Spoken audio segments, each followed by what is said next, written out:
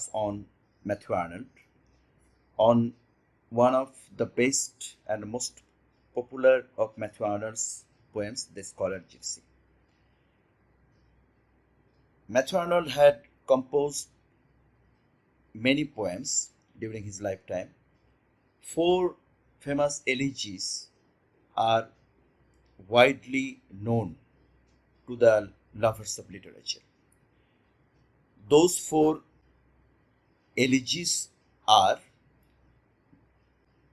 Dover Beach, another one is The Scholar Gipsy, The Rugby Chapel, and the next one is Thyrsis.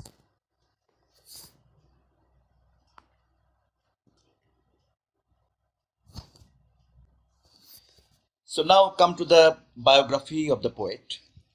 So actually we all know that Matthew Arnold was one of the most remarkable Victorian poets, and he was also a famous critic. He had written a famous criticism named The Study of Poetry. If we talk about the biography of the poet, we will find that Matthew Arnold was graduated from the University of Oxford. He was British by citizen. His period was Victorian period.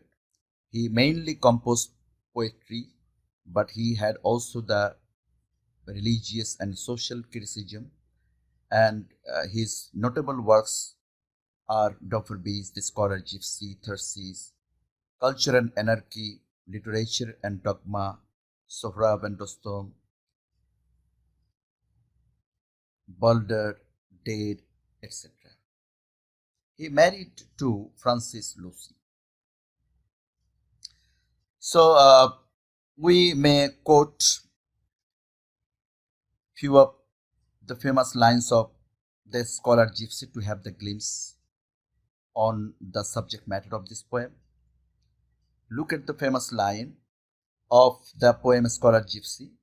Free from the sick fatigue, the languid doubt, which must to have tried, in much been baffled, brings a life unlike to ours. So now come to the background of the poem. The Scholar Gipsy was written by Matthew Arnold in 1853. In 1851, he had composed the poem The Dover Beach, and after 2 years, the famous poem The Scholar Gipsy was composed. The poem is based on a story which was found in The Vanity of Dogmatizing, written by Joseph Glenville in 1661. The poem tells the story of a poor, disillusioned Oxford student who leaves university to join a group of traveling gypsies.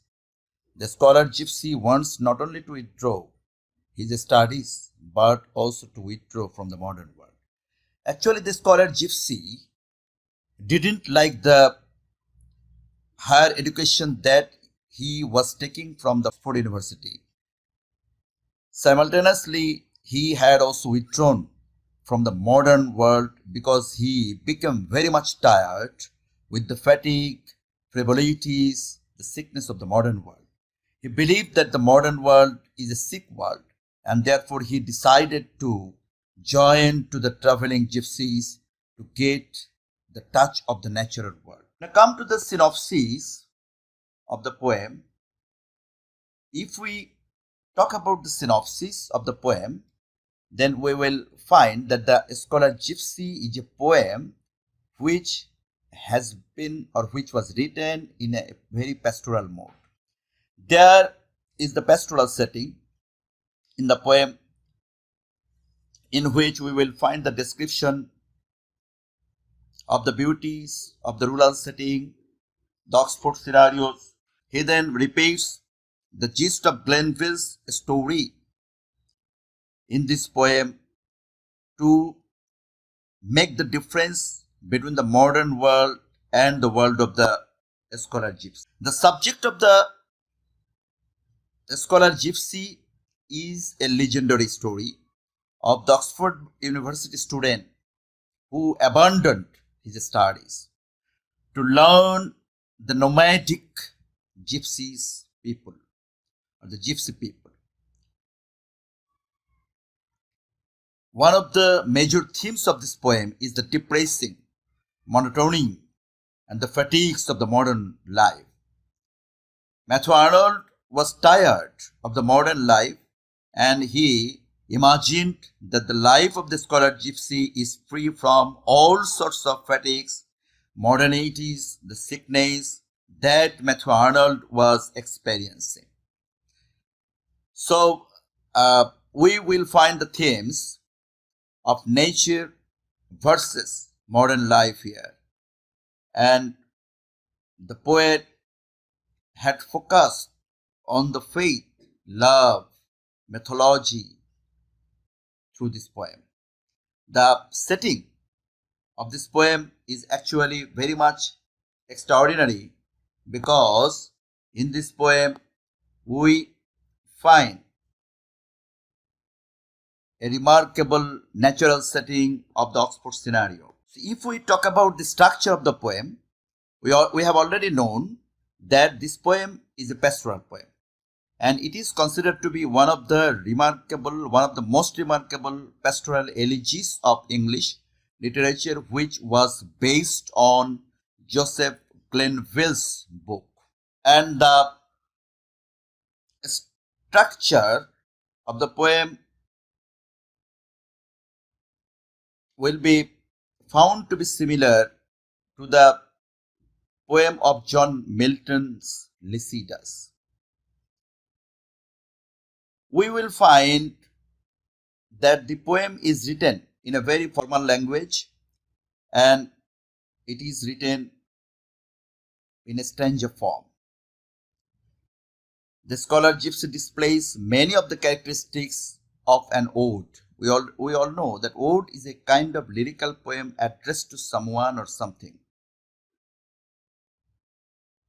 If we mention the poem Ode to a Nightingale of John Keats or Ode to a Grecian Urn, we will find a sort of similarity between those odes of John Keats with the scholar Gipsy.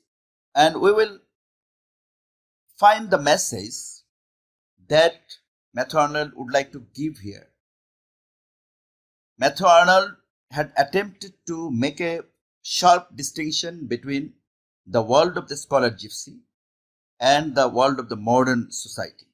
As the scholar Gipsy had renounced this world, and therefore Matthew Arnold believed that the scholar Gipsy will not be subject to death or aging. Matthew Arnold would like to believe that the scholar Gipsy was still alive, as he had not experienced the sickness of the modern society. And so he advised the scholar Gipsy to renounce the modern society, even the smile or the touch of the modern society, because Matthew Arnold believed that the touch as well the smile of the modern society is also very much dangerous. And if the scholar Gipsy came to the contact of the modern people, the scholar Gipsy would be morally corrupted. In this way, the poem aims at criticizing the modern society in a very sharp manner. He ridicules the modern phenomenon, the modern way of life, the modern traditions and cultures in this poem, The Scholar Gipsy. The poet also didn't think himself to be pure. He believed that he himself became also impure as he was passing through the modern life with all sorts of sorrows, sufferings, frustration, doubt, and everything. And Matthew Arnold believed that the modern people led a life which was full of skepticism. But the scholar Gipsy had not experienced any sort of skepticism, rather, he had full faith in spirituality. In that sense, we can also comment that this poem is actually reflecting the values of spirituality in contrast to the way of modern life. The poet is appealing to the scholar Gipsy to avoid mortal human beings in case he should be infected. He believed that if the scholar Gipsy came to the touch of the modern people, he will be infected by the disease of the modernity. And this bears a clear message that the current world, that is the contemporary world of the poet, was really corrupted and polluted. And to bring a good man, one is needed to be careful about the corrupted world. If anyone would like to keep himself safe from the sickness of the modernity, he must have to be very much careful in his way of life, so that any sort of negative things cannot corrupt this good man. I hope you, the students, had got some message from this poem. Thank you very much. Thank you all.